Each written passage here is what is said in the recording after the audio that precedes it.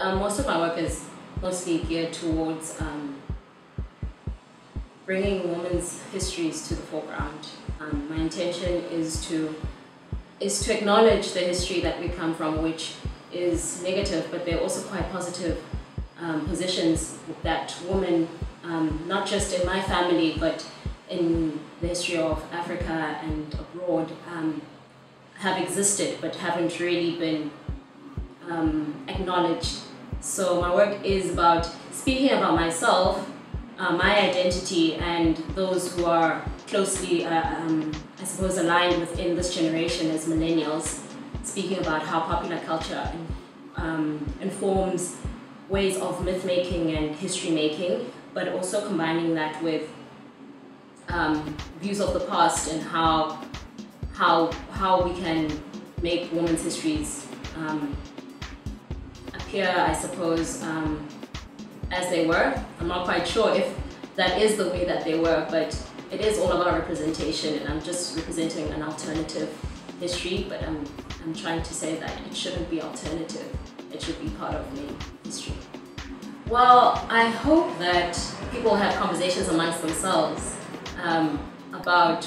what it is that they are being confronted with, but also, yes, it is very important that a person reflects upon what they think is happening in this particular scenario. And I guess because I'm standing on a plinth most of the time that speaks about a certain kind of history of statuary,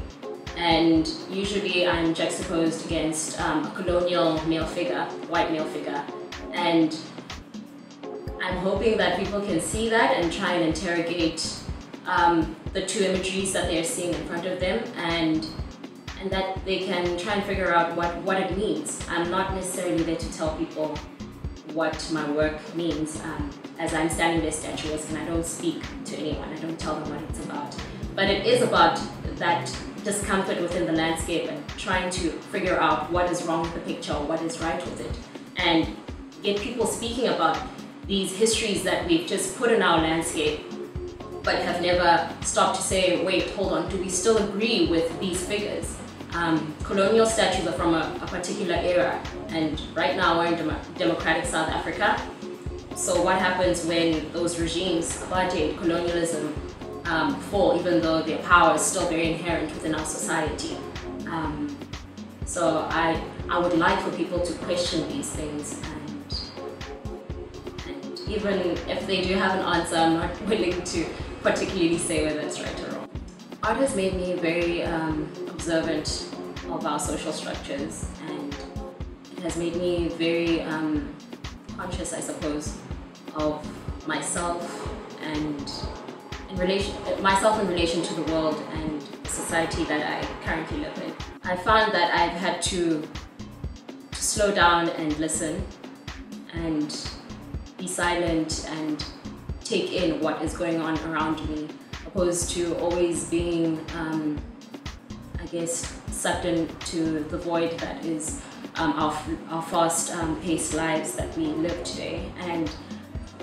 I am very grateful that I am able to just reflect because of art. I think that if I were in any other career, that might be slightly difficult to do. But because I am in the career that I'm doing, and I am working on the kind of work that I am working on,